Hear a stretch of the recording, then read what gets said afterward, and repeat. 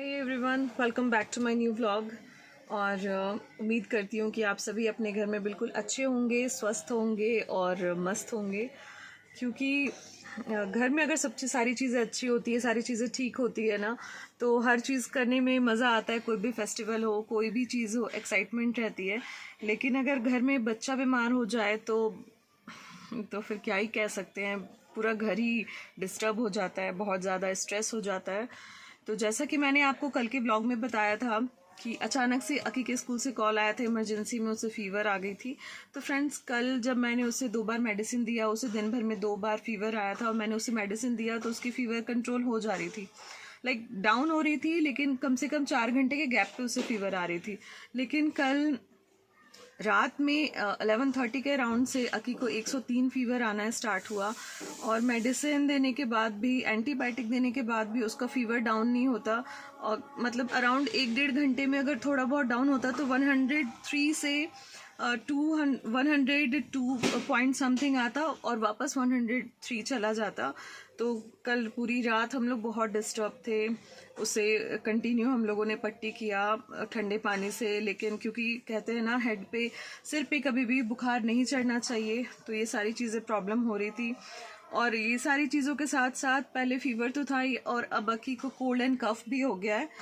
तो बहुत ज़्यादा हम लोग डिस्टर्ब रहे हैं, पूरी रात सोई नहीं। आज जितिया के फास्टिंग है, मैं मनाऊंगी कि अकी अच्छा हो जाए जल्दी। अभी हम लोग आए हैं डॉक्टर के पास और ये देखिए अकी से मिलाती हूँ। अकी हाय, हेलो। तो जा रहे हैं हम लोग डॉक्टर के पास, अब देखते हैं डॉक्टर क्या बोलता है। तो फ्रेंड्स, फाइनली हमने डॉक्टर को दिखा लिया है और ये वो डॉक्टर है जिनसे हमने स्टार्टिंग से, जब अकी छोटा बेबी था उस टाइम से हमने सेम डॉक्टर को दिखाया और इनकी मेडिसिन अकी पे बहुत सूट करती है।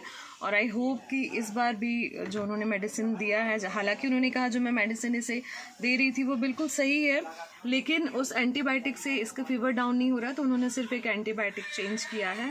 और फ़िलहाल उन्होंने कहा है कि मेडिसिन देने के लिए कंटिन्यू रखने, और अगर वो कल तक, जैसे कि 3 दिन, अगर कल तक अकी का फीवर डाउन नहीं होता तो फिर उन्होंने कुछ ब्लड टेस्ट लिखे हैं वो कराने के लिए, क्योंकि अभी बहुत ज़्यादा बच्चों में, बड़ों में, सब में ना डेंगू बहुत ज़्यादा चला हुआ है। तो फिर उन्होंने, हो सकता है वो डेंगू टेस्ट करेंगे। तो आई होप, और आप लोग भी दुआ कीजिएगा कि ऐसी नौबत ही ना आए, अकी का फीवर डाउन हो जाए और इसे थोड़ा आराम मिले, क्योंकि ये बहुत ज़्यादा परेशान हो गया। बच्चा डिस्टर्ब है, इसके पेट में दर्द हो रहा और बहुत ही अनईजी लग रहा, वोमिटिंग कर दे रहा, फीवर इतनी ज़्यादा है, सर्दी है, खांसी है। मतलब एक छोटा सा बच्चा क्या क्या चीज़ झेले, समझ नहीं आता। घर में बड़ों को अगर कुछ होता है तो लोग मैनेज कर भी लेते हैं, लेकिन छोटे बच्चे अगर डिस्टर्ब होते हैं तो फिर बहुत ज़्यादा परेशानी हो जाती है। तो फ़िलहाल तो जैसे मेरे हस्बैंड गए हुए हैं अभी मेडिसिन लेने के लिए, डॉक्टर ने जो भी चेंज किया है, तो वो जैसे ही लेके आएंगे फिर हम लोग जाएंगे अभी घर। और जैसा कि आज जितिया है, आज मेरी फास्टिंग है, निर्जला फास्टिंग है। तो हालांकि मेरी प्रेगनेंसी है, इसके कारण मैंने आप लोगों को बताया था, तो इसके कारण मैं निर्जला व्रत नहीं कर पा रही हूँ।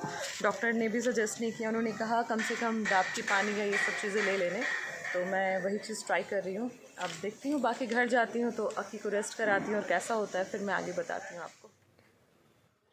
यहाँ मुझे अक्की की पट्टी करनी पड़ रही है क्योंकि अक्की को फिर से टेम्परेचर इसका 102.9 आया है। डॉक्टर ने बोला था टेम्परेचर ज़्यादा हो तो पट्टी करने के लिए।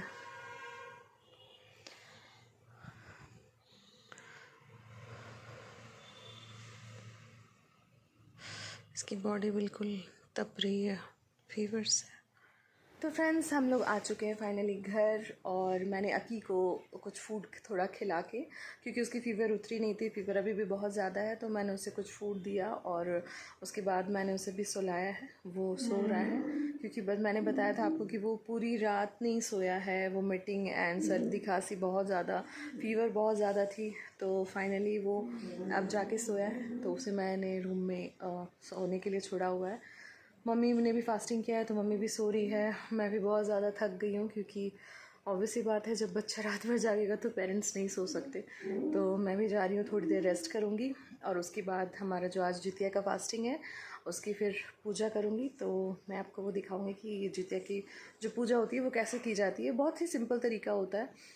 इसकी कथा होती है, वो कथा पढ़नी होती है, और एक जितिया होता है जो हम पहनते हैं बच्चे की अच्छी हेल्थ रहने के लिए, उसकी लंबी आयु के लिए, उसके हर चीज़ के लिए, अच्छे के लिए एक माँ ये फास्ट करती है। तो बस उस चीज़ की पूजा करनी है। तो मैं पहले थोड़ी देर रेस्ट कर लेती हूँ, उसके बाद फिर मैं नहा के रेडी हो जाऊँगी। रेडी होने के बाद फिर मैं और मम्मी दोनों बैठ के कथा सुनेंगे। और ये है मेरा टैडू। हेलो टैडू, से हेलो, से हेलो, से हेलो, देखो ये कर रहा है हेलो। तो बस मैं जा रही हूँ रेस्ट करने के लिए, और रेस्ट करती हूँ फिर तैयार होती हूँ। तो मैं हो गई हूँ नहा के रेडी, और अक्की अभी सो रहा है। और फिलहाल मैं लगाने जा रही हूँ पूजा से पहले जो कि आलता लगाया जाता है। तो मैं आपको एक आलता दिखाती हूँ। मैं ये आलता लगाती हूँ, ये कोई रुक्मणी आलता है। इसका कलर बहुत ही अच्छा आता है, जिसके कारण मैंने हमेशा इसे यूज़ करती हूँ। क्योंकि बहुत सा आलता देखोगे ना आप लगाओ तो बहुत ही फेड लगता है, लेकिन जब इसे मैं लगाती हूँ ना तो बहुत ही खूबसूरत सा कलर आता है। तो फिलहाल मैं तैयार होकर बैठी हूँ आलता लगाने के लिए। आलता लगाने के मेरे पीछे आप देख रहे होगे मम्मी वहाँ बैठी हुई है, और मम्मी कर रही है जहाँ हम लोग पूजा करेंगे उस चौकी को तैयार कर रही है। वहाँ पे हम लोग अपनी जितिया रख के अभी कथा करेंगे। मैं लगा लेती हूँ ये आलता। इसका कलर बहुत खूबसूरत आता है। मैं आपको लगा के दिखाती हूँ कि इसका कलर कैसा आता है।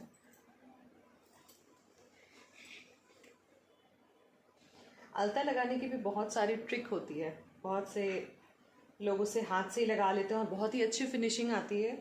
और जब तक फिनिशिंग नहीं आती आलता में, मुझे आलता लगाना पसंद नहीं है। तो मैंने एक ट्रिक निकाला है, मेरे ख्याल से बहुत से लोग यही यूज़ करते होंगे जिन्हें पता होगा। तो मैं ये ईयरबड्स जो आते हैं ना, ये पूरा बॉक्स वो अपने पास रखती हूँ। जब भी कोई फेस्टिवल आता है तो मैं इसे यूज़ करती हूँ आलता लगाने के लिए। इससे बहुत ही खूबसूरत सा आलता लगता है, फिनिशिंग बहुत अच्छी रहती है और पैर उतना ही खूबसूरत दिखता है। तो जैसा कि आप देख सकते हैं इसका कलर बहुत ही ज़्यादा खूबसूरत आता है, और आप जितना चौड़ा करके इसे लगाना चाहें ना, आप उतना चौड़ा करके आलता इससे लगा सकते हो। जो भी डिज़ाइन चाहे वो पैर में बहुत ही अच्छे से फिनिशिंग के साथ आता है। कहते हैं आप कोई भी डिज़ाइन लगाओ, जब तक उसमें फिनिशिंग नहीं रहेगी तब तक उसका लुक नहीं आता। तो मैं इससे लगाती हूँ, और अब मैं आपको दिखाती हूँ कि ये कंप्लीट लगने के बाद इसका लुक कैसा आता है। तो मैं गई थी अभी थोड़ा नीचे, पूजा का कुछ सामान कट गया था, और जैसे कहते हैं कि जितने बच्चे होते हैं उतने गांठ वाली जितिया पहनी जाती है। तो मैंने अपने लिए एक गांठ वाली जितिया ली, और कुछ सुपारी और पान के पत्ते, मतलब पूजा से रिलेटेड कुछ सामान था, वो सारी अभी मैं लेके आ रही हूँ। अब जा रहे हैं हम लोग पूजा पे बैठने, और मैं आपको दिखाती हूँ अपना आलता। आप लोग बताओ कैसा लग रहा है। तो यहाँ हो रहा है, पहले अपने घर के सिंहासन में पूजा होता है, वहाँ दीपक जलाया जाता है। उसके बाद ये रहा, ये हमारा आसन बैठने के लिए, और यहाँ पे होगी जितिया की पूजा और कथा। ये होती है फ्रेंड्स, ये है हर फास्ट की कोई ना कोई किताब आती है जिसमें उसकी स्टोरी होती है, वैसे ही ये जीवित पुत्री का व्रत कथा है। तो इसमें और भी चंदन छठ, सूरज छठ, छठ पूजा, आरती के साथ में है ये पूरा, मतलब ये इसमें और भी मल्टीपल है, सबकी स्टोरी दी हुई है। तो हम लोग जा रहे हैं अब स्टार्ट करने के लिए मेरी जितिया। और ये देखिए, मैं आपको दिखाती हूँ, ये देखिए मैंने लगाया।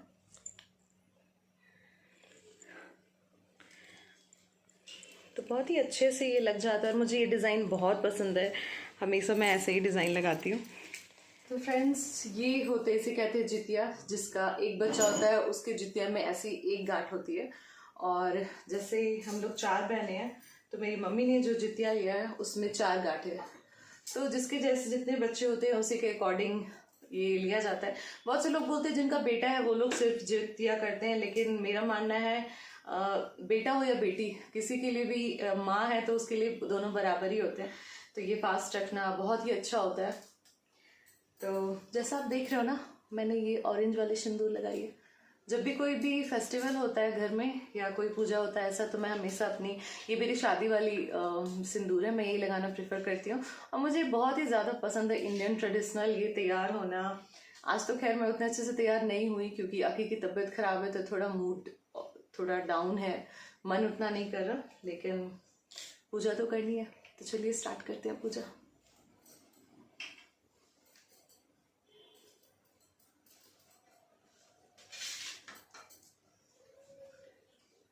इसके साथ अक्षत ले लेते हैं ना, सब कुछ सुंदर लगेगा अभी में। कथा आप पढ़ेंगे यहाँ पे?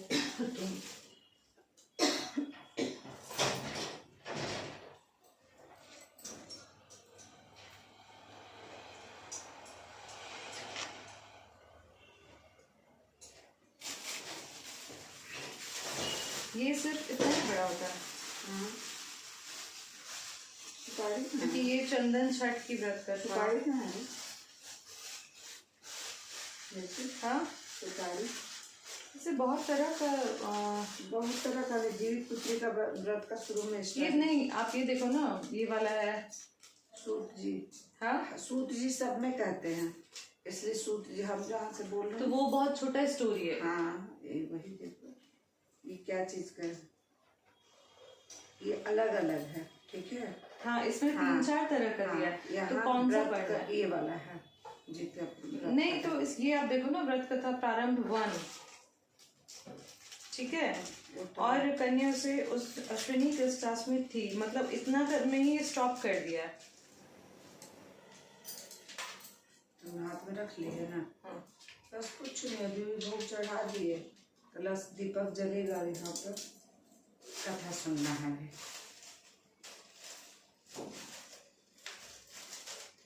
और आरती, आरती का बुक निकालिए। हाँ, आरती भी करेगी? आरती नहीं पता, तो नहीं की है भाई कभी। दीपक दिखा देना। हाँ, ऐसे दिखा देंगे, इसमें घी डाल देते हैं।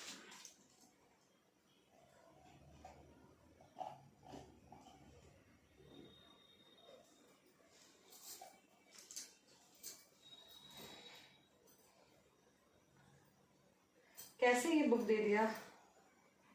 तो तुम ही कही थी। ये बुक जो दिया मुझे शॉप वाले ने, उसमें अलग अलग स्टोरी दी हुई है, जिसमें जीवित पुत्रिका की जो मेन कथा होती है, जिसमें चीलो सियार रहता है, जो सबसे मेन है, उसकी स्टोरी इस बुक में नहीं है। तो हमने जल्दी से पापा को भेजा है कि नीचे मेरे जस्ट घर के नीचे ही एक पूजा का दुकान है, तो वहाँ से पापा को मैंने बोला है जल्दी से बुक लेके आने के लिए। तब तक हम लोग वेट कर रहे हैं, बैठे हैं यहाँ पे। ले आए पापा, जीवित पुत्रिका व्रत का। हाँ, तो फाइनली हमारे पास जो ओरिजिनल बुक है वो आ गई है, और अब हम लोग कथा शुरू करते हैं क्योंकि ऑलरेडी बहुत देर हो गया है।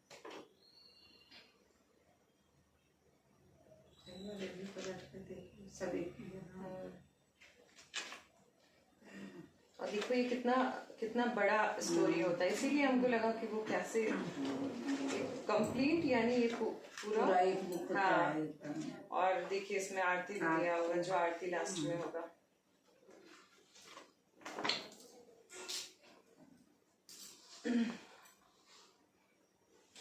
आज जीवित पुत्रिका व्रत कथा। एक बार नैमिषारण्य के निवास ऋषियों ने संसार के कल्याणार्थ सूत जी ने पूछा, हे सूत, कराल कलिकाल में लोगों के बालक किस तरह दीर्घायु होंगे, सो कहिए। सूत जी बोले, जब द्वापर का अंत और कलयुग का आरंभ था, उसी समय बहुत सी शोकाकुल स्त्रियों ने आपस में सलाह की कि क्या इस कली में माता के जीवित रहते पुत्र मर जाएंगे। जब वे आपस में कुछ निर्णय नहीं कर सकी, तब गौतम जी के पास पूछने के लिए गई।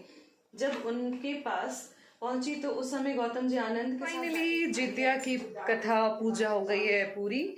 अब बस किसी तरह रात गुजारनी है क्योंकि भूख तो लगी है जोरों की, लेकिन क्या कर सकते हैं।